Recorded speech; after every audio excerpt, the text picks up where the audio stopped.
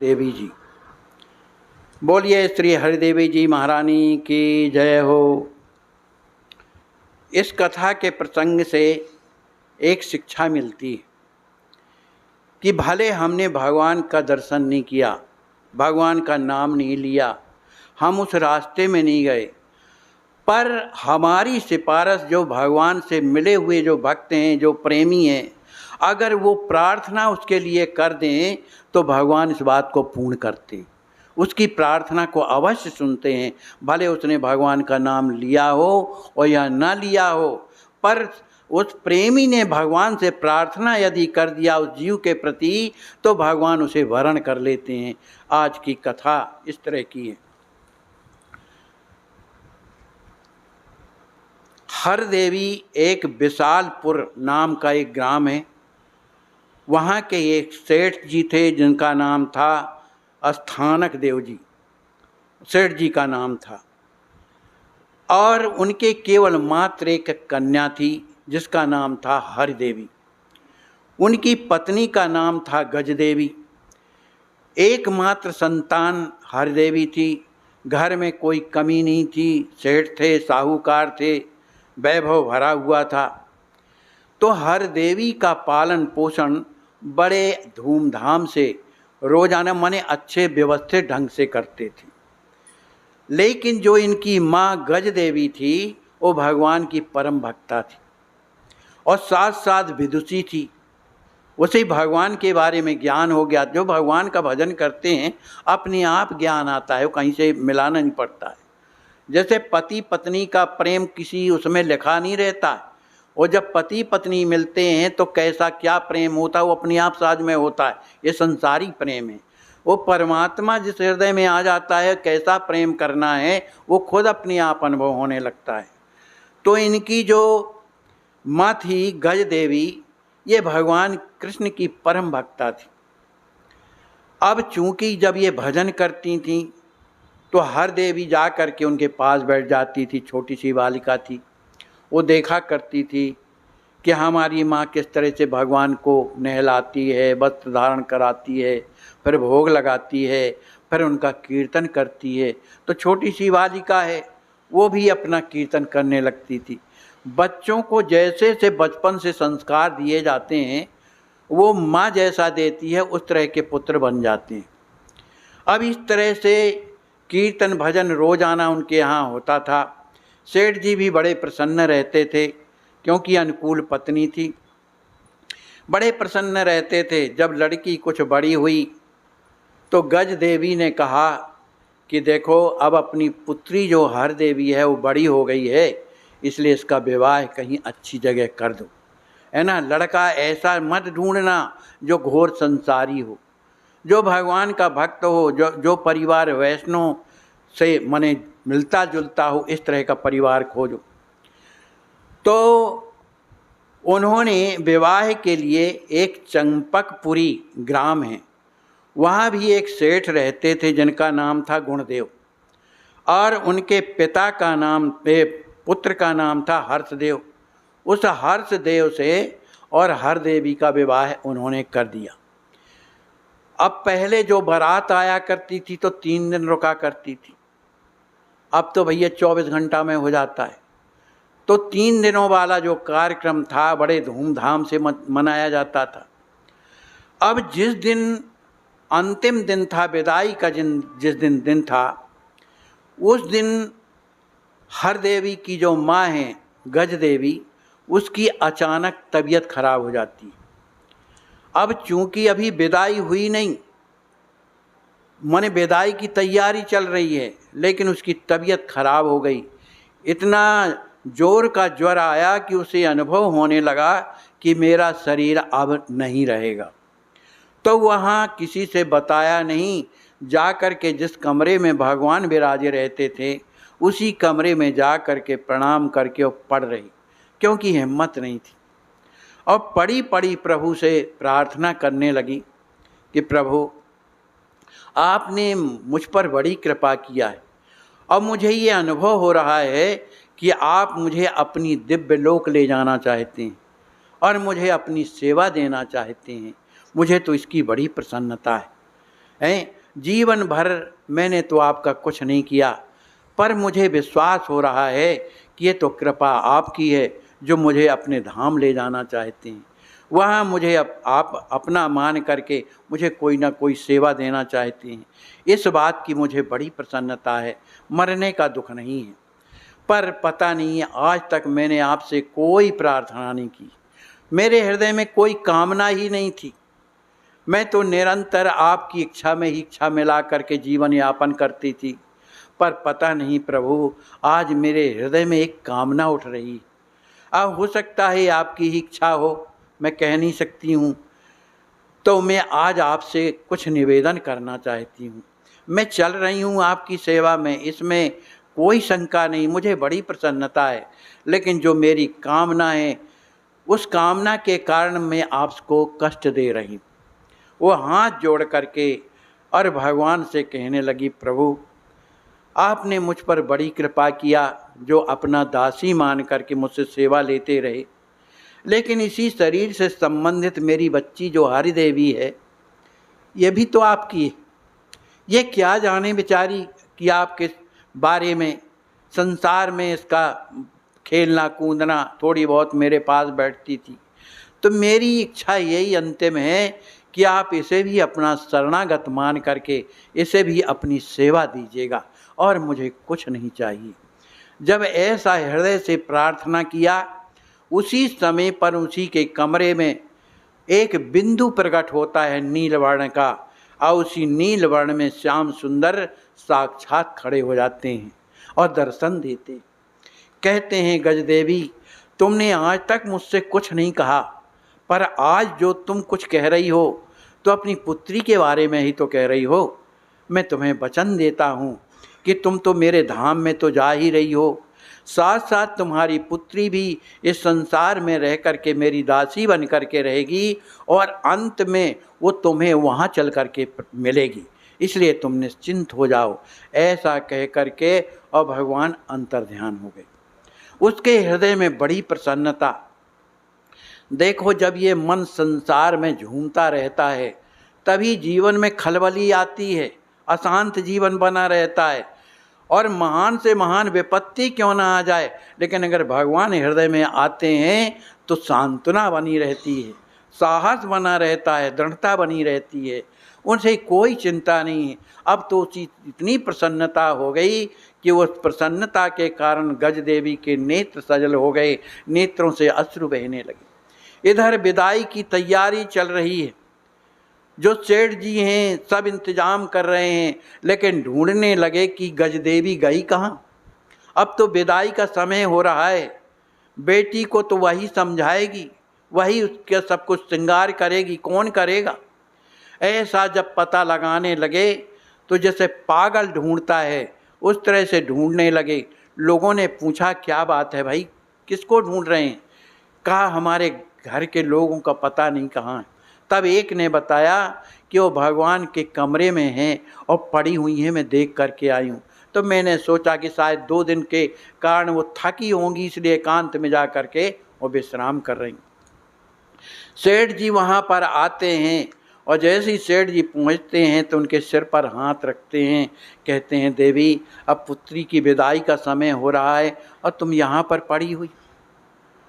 उन गज देवी ने कहा, नाथ मैं पड़ी नहीं हुई हूँ, अब तो आप मुझे आज्ञा दीजिए, मैं तो अब यहाँ से आपका साथ छोड़ करके भगवान के धाम को जा रही हूँ। इतना सेठ जी ने जहाँ सुना तो उनके पैरों के तले से जमीन खिसक गई, उनका शरीर एकदम ढीला ढाला हो गया। अरे तुम ये क्या कहती हो, ऐसा मत कहो।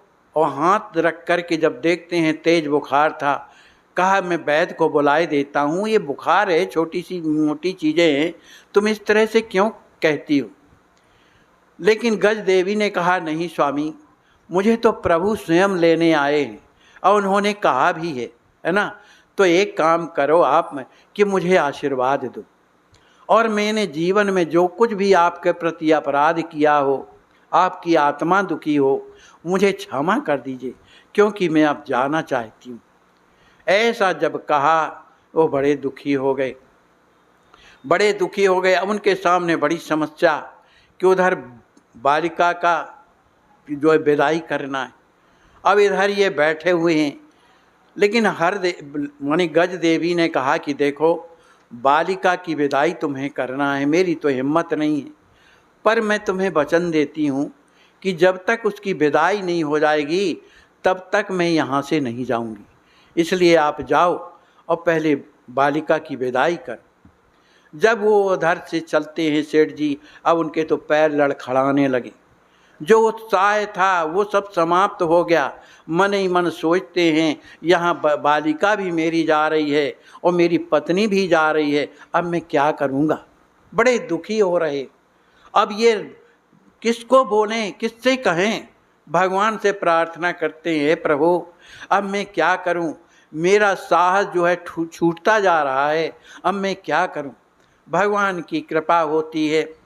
उन्होंने सोचा पहले बालिका का जो है विदा करना जरूरी है, लेकिन उनकी पत्नी ने ये जरूर कह दिया था कि आप जाइए, जब बालिका जाने लगे तो उसे मेरे पास भेज देना, मैं उससे मिल लूँगी। अब उन्हें याद आया कि अरे उसने तो हर देवी को बुलाया है, तो कहा बेटी तुम जाओ, तुम्हारी माँ तुम्हें याद कर रही है। भगवान के कमरे में लेटी हुई, उन्होंने बताया नहीं कि तबीयत खराब है। वो बालिका हर देवी आती है, लेकिन माँ को जैसे ही देखती है, लेकिन उसके मुख में तो प्रसन्नता थी, क्योंकि हृदय में तो भगवान की कृपा भरी हुई है, प्रसन्नता थी। बालिका को आया हुआ देख करके, और गज देवी ने अब उठने की हिम्मत नहीं थी, शरीर शिथिल हो रहा था। वो बालिका हर देवी बैठ जाती है।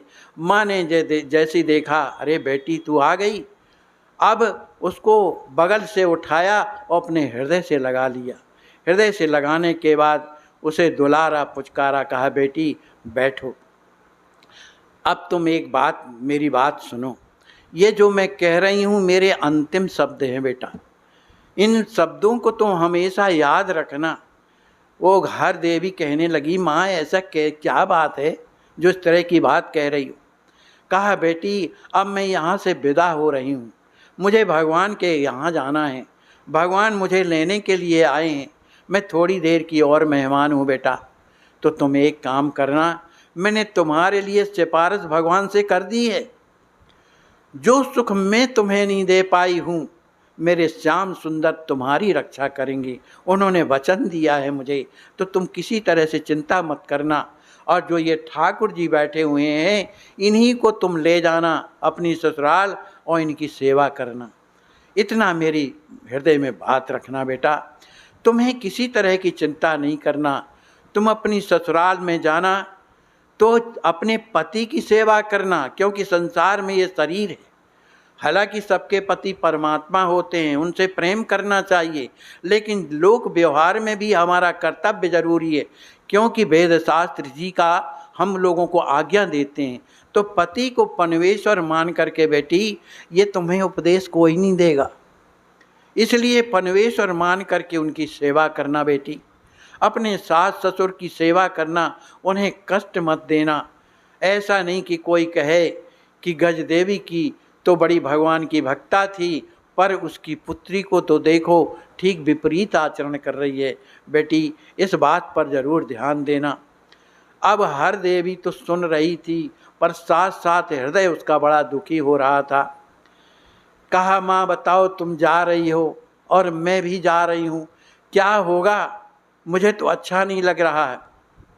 कहा बेटी मैं तुझे सहारा दे रही हूँ, तुम अपने आप में धीरज रखो। और उन्होंने भगवान से प्रार्थना किया, प्रभु अब इसकी गोद में आप स्वयं बैठिए, मेरी हिम्मत तो है नहीं है कि मैं आपको उठा करके उसकी गोद में दे दूं, और उसे सहारा दीजिए। ऐसा जहाँ भगवान से प्रार्थना किया तो जो बैठे हुए थे वो ठाकुर जी नहीं, वही ठाकुर तो गायब हो गए, और एक दिव्य सिंहासन में ऊपर वाले ठाकुर आकर के और उस हर देवी की गोद में विराजमान हो जाते हैं। अब जब भगवान आकर के हृदय में विराजमान होते हैं तो भगवान तो क्या है, सुख के सागर हैं, वहाँ दुख कहाँ से हो सकता है। उसका हृदय अपने आप प्रेम में भर जाता है, उसको अपने आप ज्ञान होने लगा कि अरे मैं तो व्यर्थ में रो रही हूँ, मेरे तो प्रभु आ गए मेरे पास, मेरी माँ तो इन्हीं के लिए कह रही थी, तो चलो अच्छा हुआ मेरे प्रभु आ गए। अब गज देवी ने कहा, बेटी अब देख तेरी गोद में अपने आप आ गए ना, अब तुम इनकी सेवा करना, अब यही तेरी रक्षा करेंगे जीवन पर्यंत, समझे। तुम अपने धर्म भर से रहना, अपने आचरण गलत मत रखना, जो जिसके प्रति जो व्यवहार है उस तरह का व्यवहार करना, और अंत में तुम मुझसे ऊपर जा कर के मिलेगी, मैं वहाँ पर रहूँगी। और तुम बेटी जाओ, तुम्हारा समय हो रहा है। अब तो उसका हृदय परिवर्तन हो गया, क्योंकि भगवान हृदय में आ गए, उसकी गोद में आ गए, तो यह सार संसार का जो सार है, जो आनंद है, उसके हृदय में प्रवेश कर गया। इधर वो आती है, अब इधर पिताजी जो हैं वो बड़े दुखी हैं, बड़े दुखी हैं, अपनी पुत्री को देख करके हृदय से लगा करके रोने लगते हैं। उनसे बोला नहीं जाता, यहाँ बेटी भी जा रही है और वहाँ पत्नी भी जा रही है, अब मैं क्या करूँ, कैसे मेरा जीवन होगा। किसी तरह से ढाढ़स बांध करके और अपनी पुत्री को समझाया बुझाया, हृदय में जो है हृदय से लगाया, और सुंदर रथ सजा हुआ था उसके ऊपर बैठा दिया, और बैठाने के बाद प्यार दुलार किया, और जब रथ आगे बढ़ा तब फिर ये दौड़ते हुए अपनी पत्नी के पास, गज देवी के पास आते हैं। उस समय जो उनका बुखार था और तेज हो गया था, चलने की स्थिति में था। अब गज देवी ने जैसे ही देखा कि मेरे स्वामी आ गए हैं, तो बड़ी प्रसन्न हो गई। कहा, बहुत अच्छा किया कि मैं चलते समय आपका दर्शन कर रही हूँ, आप मेरे नज़दीक आ जाइए, मैं आपके चरणों को पकड़ लूँ, अपना सिर आपके चरणों में रखूं, और मुझे आशीर्वाद दीजिए कि मैं अब यहाँ से चलूं। ऐसा जब कहा तो सेठ जी का ढाढ़स छूट गया। कहा, बताओ पुत्री तो वहाँ गई और तुम भी मुझे छोड़ करके जा रहे हो। कहा, सुनिए, आप बिल्कुल चिंता मत करिए, तुम्हारे संदर्भ में भी मैंने प्रभु से विनती कर दी है, तो वो कह रहे थे कि तुम जैसे पत्नी जो मेरी भक्ता है, उसके लिए तुम्हें चिंता क्या करना है, उसकी सार संभार तो मैं स्वयं करूँगा। ऐसा भगवान ने तुम्हें जो है इस तरह की कृपा की है, तो मैं आपके तरफ से भी निश्चिंत होकर जा रही हूँ, क्योंकि आप पर भगवान की कृपा है, मैंने अनुभव किया। और आप इस तरह की चिंता मत करिए, जो जीवन में पैदा होता है उसका मरना भी निश्चित होता है, इसलिए आप भगवान का नाम स्मरण कीजिए और निरंतर उन्हीं की याद में अपना जीवन बिताइए। ये क्या है, ये शरीर है, यहाँ छूट जाएगा, पर आत्मा तो अजर अमर होती है। अंत में आप भी वहाँ पर साकेत में, गोलोक में मुझे प्राप्त होंगे, इसलिए आप ढाढ़स बांधो। जब ऐसी बात कही तो उनके हृदय में कुछ ढाढ़स हुआ, और गज देवी ने अपना मस्तक उनके चरणों में रखा और हमेशा के लिए मौन हो गई। इस तरह से हर देवी का अब जो चरित्र है वो आगे चल कर के, अब जब ससुराल जाएगी क्या होता है, एक कल के प्रसंग में हम आप लोग श्रवण करेंगे। बोलिए श्री सीताराम जी महाराज की जय।